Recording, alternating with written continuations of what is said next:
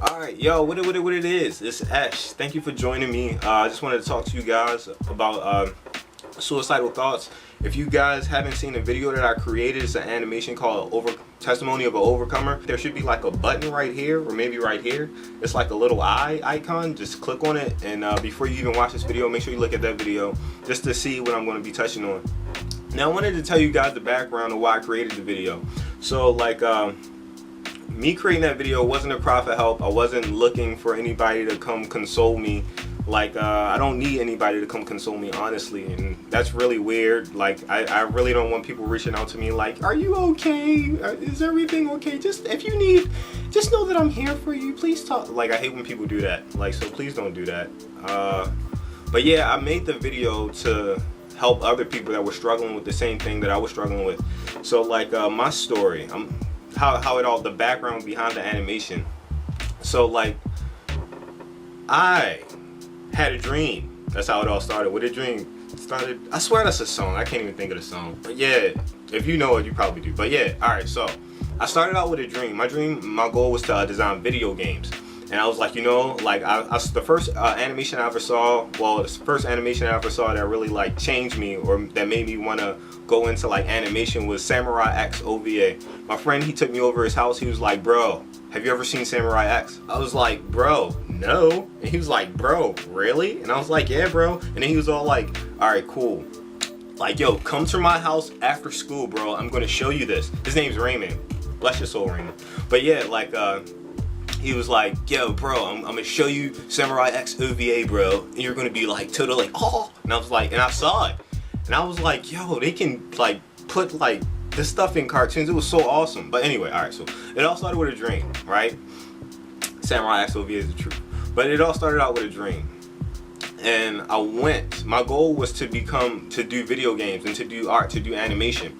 And I went to a school, called ITT Tech. I'm sure you guys have heard of it. If you haven't, it's a horrible school. It got shut down as a for-profit school.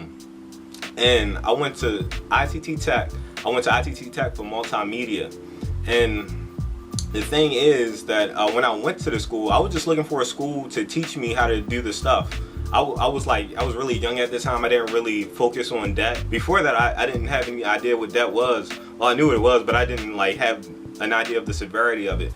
But anyway, like I went to the school. It was like, yeah, we have a multimedia program. We can show you how to do all that cool stuff that you like doing. I was like, bro, sign me up. I didn't really look into the background of the school or any of that stuff. And I went there and I was like, cool. So I started doing the multimedia program. And when I was doing the multimedia program,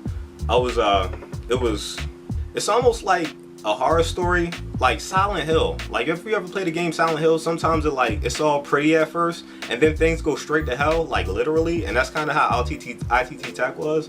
Like I went there, and like everybody was nice, everything was beautiful. Like it was like, yo, I can see myself living in Silent Hill. And then like after a while, I saw a pyramid head, and I'm like, yo, what the this? I didn't sign up for this. Heck, I should bleep that out. I'm sorry, I shouldn't be cursing. But anyway, I was like, yo, what the heck is this? Like, I was like, yo, what the heck is this? I saw how bad the school was, pretty much. And I was like, oh my goodness, I signed up for this horrible, and then after a while, it got to the point where it was like, I'm almost finished with the program, and I have all this debt anyway, so I might as well graduate with a degree instead of being in debt without a degree. So I kept going, and eventually I finished, and guess what happened? The 2008-2009 fall of the economy, subprime mortgages and all that stuff. But yeah, like so the whole thing, like, and mind you, I went into the multimedia field of a for-profit school. Like it's a for-profit school, that means it's already a bad school. I went into the multimedia program. People in the multimedia program at the school wasn't getting jobs. They actually canceled the program later in the school's lifetime. They canceled the multimedia program because they saw students weren't getting jobs in the multimedia program. So I went to this for-profit school and this major that they weren't hiring for, and I graduated during like the 2008-2009 crisis. So those are all beautiful times to, you know, that's awesome, right? Like that's a field that's very fertile land. So like yeah, I graduated with this worthless degree in debt. After I graduated with the worthless degree in debt during the 2008 crash in a field that nobody was hiring in, I was looking. I was like, oh, I don't know what to do, because I went back to the people that was at the school and I was like, can you help me find a job? And it was a lady in the career services. She printed out a whole bunch of jobs. Like it was just like random. It was like, you can work at GameStop. I'm like, I didn't graduate to work at GameStop. And she was like, or you can move out to Virginia. They have a place in Virginia. It was just real like BS information, of a packet that she quickly put together. And I was like, wow, okay. So that's when it kind of hit me. That's kind of like when you jump into a pool and the cold water just hits you and you're like, and that's kind of how it was for me. That's how that experience was. And then after I graduated from ITT Tech, I was in debt. I had no way to pay it back because again, I couldn't find a job. So I went back to school. And the reason why I went back to school was to stop like the people from coming after me, from the student loans people from coming after me. And when I went back to school, I went to University of Baltimore. University of Baltimore is better than ITT Tech, but the program still was it was new to the school. It was simulation digital entertainment. They changed it over to, I forgot what it's called now, but anyway, I went to the school and I was like, wow, this is really not like great. Like this is not what I was expecting. Like I was expecting to get all this wonderful knowledge and to be put in a position, but you know, it didn't happen. So like the moral of that part of the story is, remember that you are your greatest teacher. Like if is there anything that you want to learn, go out and learn it. Don't think that you have to go to school in order for people to teach you. Like it's okay to go to school, but don't subject yourself like only to a teacher and subject yourself only to their knowledge. Like seek knowledge yourself. Be your own best teacher. And that's what I learned. That's all my degrees taught me. That was like, yo, that I am my greatest teacher. Anyway, so like I went to the University of Baltimore, graduated from the University of Baltimore. I met some great people, Carrington, and Marcus, and we created. We were working on our first video game because we figured nobody would hire us, so we started working on a video game ourselves called Boxing. But we were working on that game like during the whole summer. We worked on it for like 3 years about, and we were working on that project, and we launched it. We had the first level done, and we had a launch party, which is pretty cool.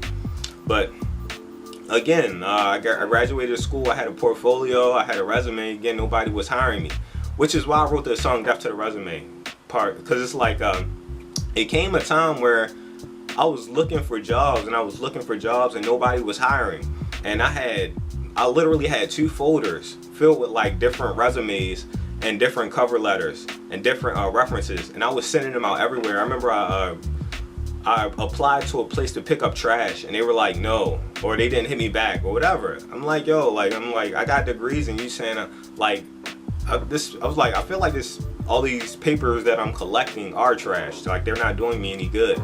So like I kept applying for jobs. I applied numerous places, different places. And it got to a point, like, and don't think that's like a few months. That's actually like probably like years, from graduating from ITT Tech to not finding a job, to going back to University of Baltimore to not finding a job. That's years. That's not months. Like, but anyway, I graduated from the University of Baltimore, and like when I finished, after I graduated and did the thing, met Carrington and Marcus, and we created our video game.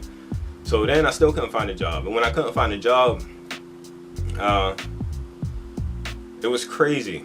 I applied to become a substitute teacher, and I was like, you know what? I know what I want to end. I was like, I know what I want to do. I have the skills to do it. So I just need some money to generate some money on the side just to keep up with living, because it costs to live. So I became a substitute teacher, and I was like, you know what? It's my goal to become a teacher. I'm gonna start teaching now. And what happened was,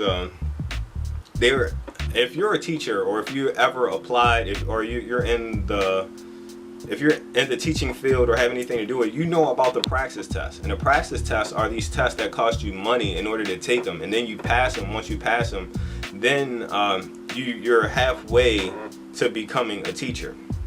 So I called up the place, the Baltimore County Public School Education Board or whatever.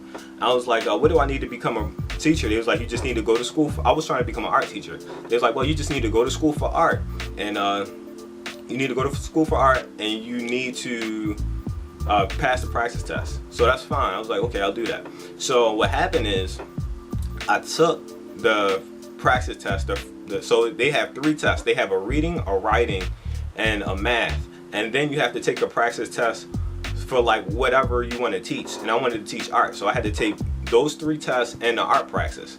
So what happened is, I took the 3 tests. I passed 2 of them. I passed the reading and I passed the writing, and I failed the math because it was like high school math. And I was like, it's been a while since I was in high school. So I was like, I passed. So I was like, wait a sec, I failed the math? That's crazy. Like, math was like one of my favorite subjects in high school. So I was like, I reapplied. I took it again, failed it. And I was like, okay, you know what? All right. And again, this is months. This is not just like this is days. It was sometimes where like I would try to register to take the test, but like I couldn't take the test because something would happen. Like, oh, we don't have any more spots available. Oh, like, whatever. Like, I didn't have the money at the time because I was, it costs, I forgot how much it cost to take each individual praxis test. But by the time I passed all the praxis tests, I probably spent about close to $1,000, like taking all the tests. But anyway, so like I took the math test for a second time. I failed it the second time. And then that's when I really started studying. I went to some tutor site, and I would go there every day after substituting, and I would study up on math and how to do the math. But yeah, like I was studying up how to do the math or whatever. And third time I took it, really nervous. Because the first 2 times I took it, the tests were like really similar.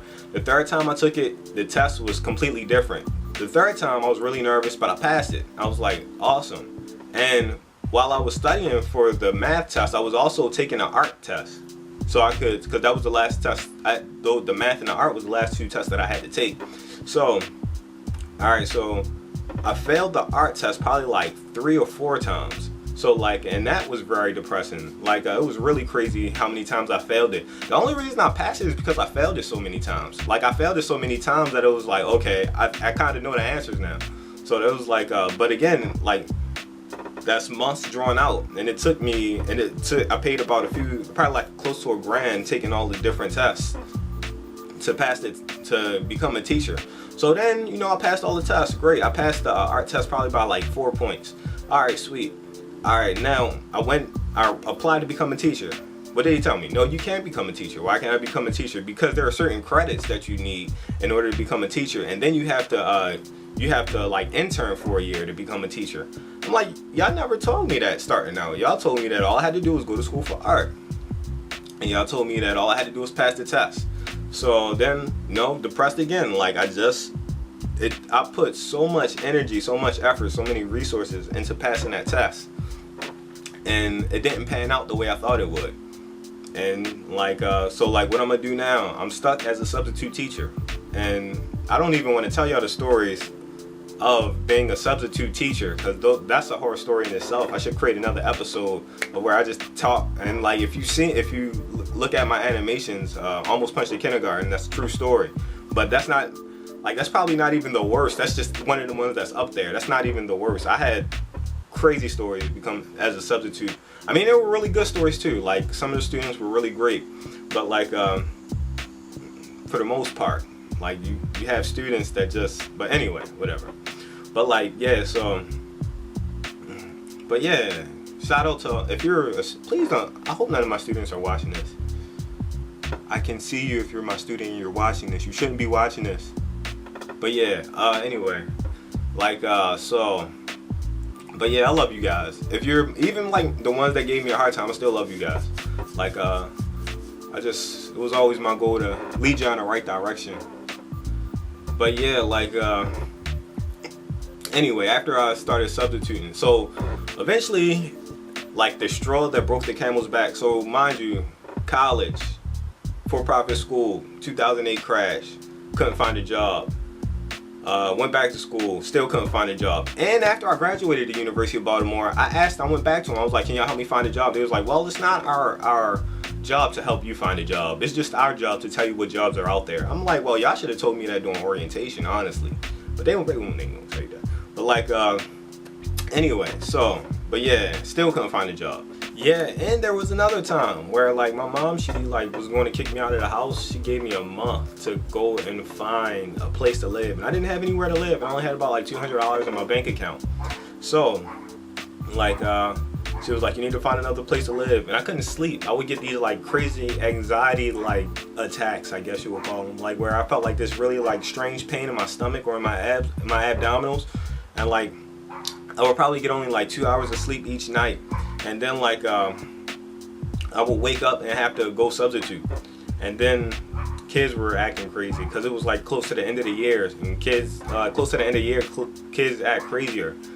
But anyway, like I didn't have, like, my plan was like if I get kicked out of the house, I was looking around my way for places in the forest where I could go and probably wouldn't get caught. I was like, I just go and go to Walmart, I'll buy me a tent, and I'll live in the forest until like I can like make something happen, or like till something gets better.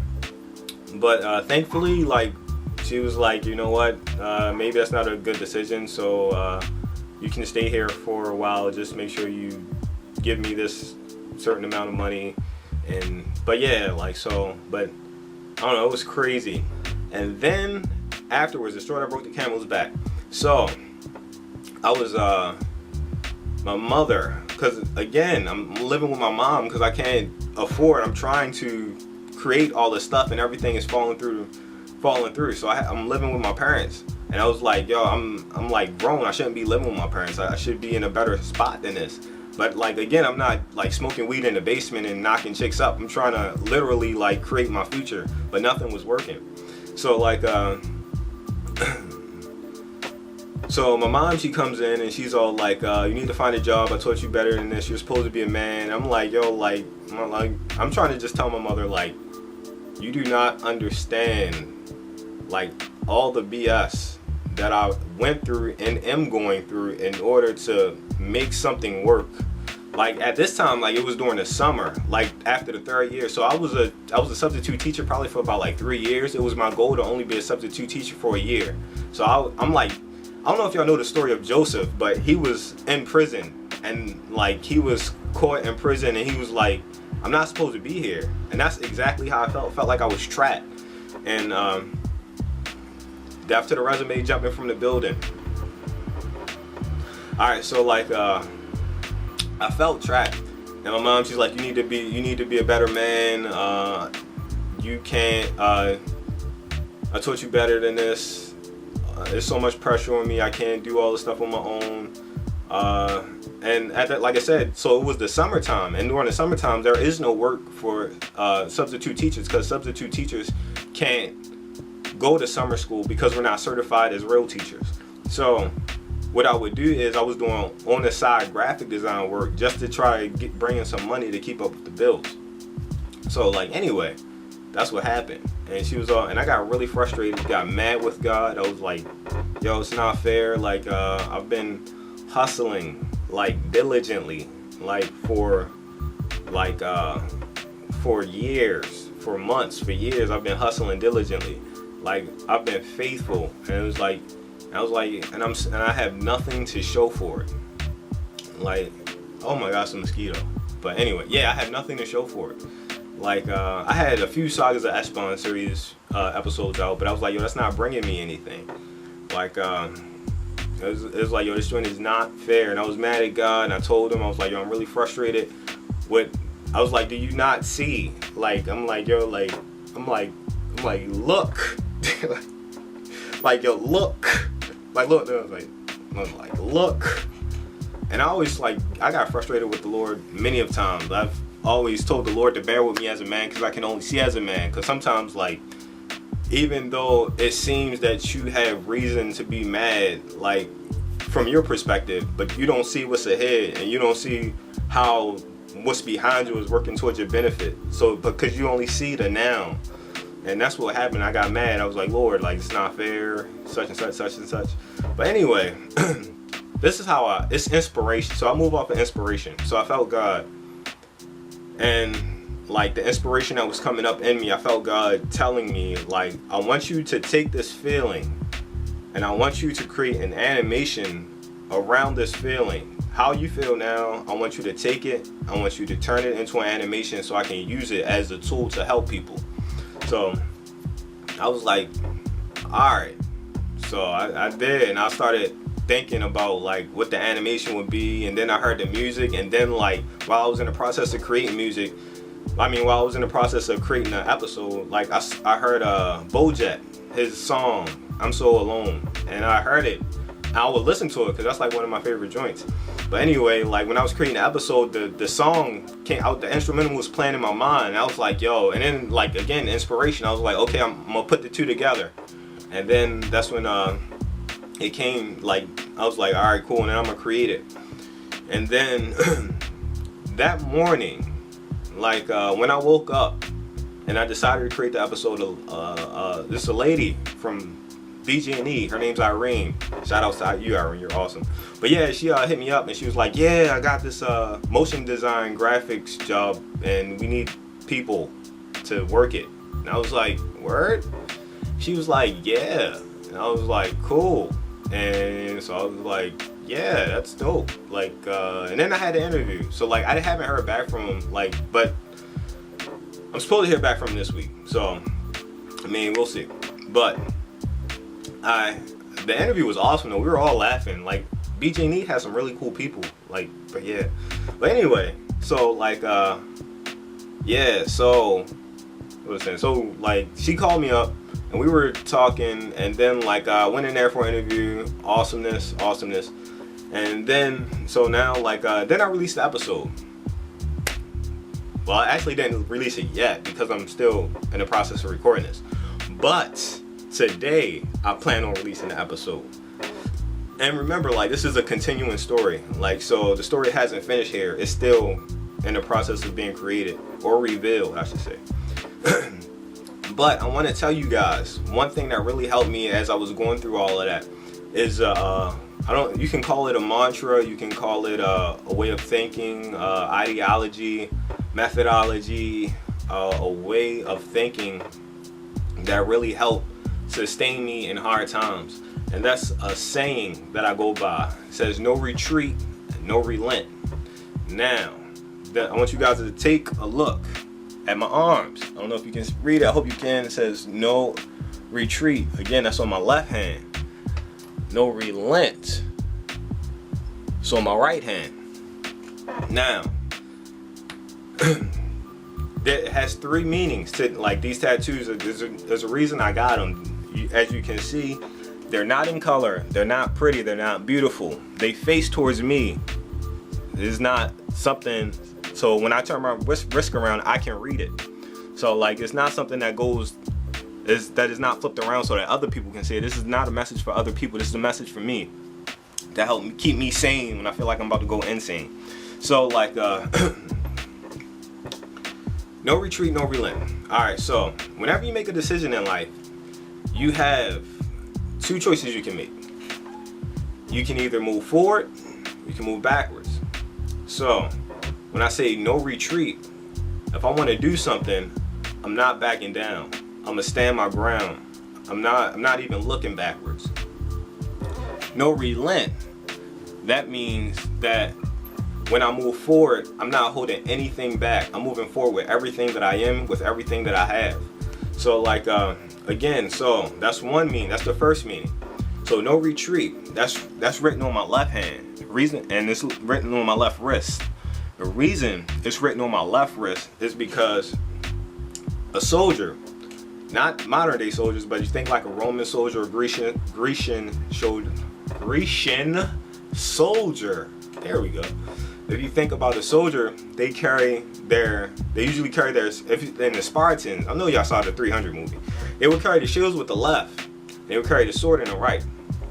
So in the left hand, you have a shield, and that's a defensive weapon.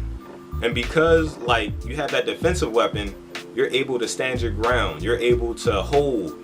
Like, so if you think about like the Spartan, when they would build the wall of shields, so it was saying like they made themselves stable and the position that they were in. If they didn't have the shields to make that wall, they probably would have ran, because they didn't have anything to help sustain them while they were in the position that they were in. And then in the right, so like, because I have my shield, which is held in my left hand where no retreat is written, I am not retreating. I'm a soldier. I'm gonna hold this shield in my hand. I'm not retreating. I'm not going backwards. And then no relent. The sword. Think about the sword. A sword is something that helps you progress forward. You think of like somebody going through a jungle. Well, when they're going through a jungle and it's so thick, they have the machete to cut down everything that's in front of them so they can move forward. So, and that's what no relent means. So I have the shield in my left hand where no retreat is. And because I have the shield, my shield hand, my defensive hand, I can stand my ground. Because I have my right hand with my sword in it, I can press forward with everything that I have and nothing can stop me. So that's the second meaning to it. The third meaning, look again where they're written. So they're written on my wrist. Why are they written on my wrist? Because that's a mental note. Like, it's a contract to myself. So like, I've felt suicidal in the past. Felt like I wanted to commit suicide, and I've seen like my wrist as being like exit with my exit signs. I was thinking about getting exit signs on my wrist just to like, like as a joke. Like, you know how like if I went out of this, all I got to do is cut downward. So like, and that's the but instead I got no retreat, no relent. Now this is a contract and ink written to myself. So if I ever get to the point where I feel suicidal, before I like even do anything, I'll be reminded of my mantra, like, Damien, there is no retreat. Like, there is no relent. Like, and those are the three meanings behind the no retreat, no relent tattoos. But yeah, and that's what again, I got that to help keep me sane when I'm about to go insane. And so also I wanted to encourage you that you may be going through something similar, that remember that do not give up, like, because you don't know what's around the corner. Like I said, like, I felt really frustrated, and the next morning I got the call, and like, yeah, so you never know. Like, also, your life has value. Because, so think of it like this, an ecosystem, right? You have an ecosystem. Everything within the ecosystem contributes to the ecosystem to bring value to the ecosystem after overall. So if you look at the earth, you look at the wind or the clouds, you look at the dirt, even the dirt, you look at the plants, you look at the microbial life within the plant or within the soil. Like, anything that you can set your eye on this earth has value, and it contributes to the ecosystem overall. The clouds give the rain to the soil, which gives life to the microbial life, which give life to the plants, which give life to the animals, and sustain. Everything has value. Humanity, whether you realize it or not, whether you're white, black, Asian, Hispanic, we are all one ecosystem. The humanity, every man, every woman, every child is one ecosystem. Now, when you were created, it was given to you a gift, an assignment to complete. And when you complete that assignment, you are adding value to the ecosystem of man, the human ecosystem. And what happens is, the Bible says, we create heaven on earth. Heaven is created on earth when men fulfill their purpose. So, like, the fact that you are alive means that God saw a need for the work that you're supposed to do in this world. So don't give up. Figure out what your work is and start doing it. But yeah, that's all I have to say. Thank you. If you stuck to the end, I appreciate you. Yeah. And I guess, I don't know, like, don't give up and stuff. All right, peace, homies.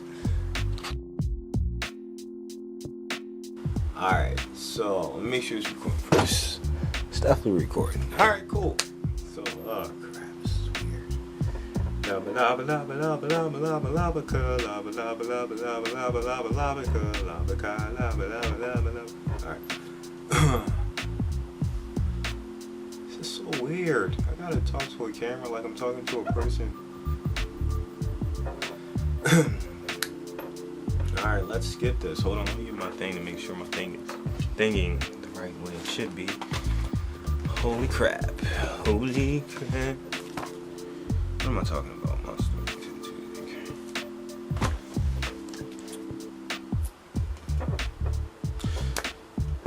Yo.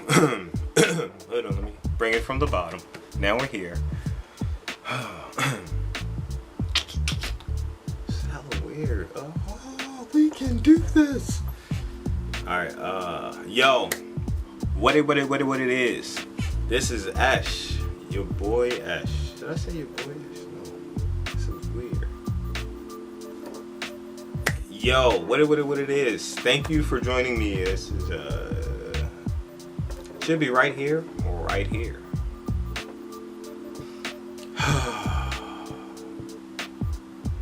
am a dove in the sea. I am a dove in the sea. Alright. Yo, what it is. This is Ash. Thank you for joining me. Should I say thank you for joining me? No, that's weak. Yo, what it is. It's Ash. Thanks for staying tuned. No.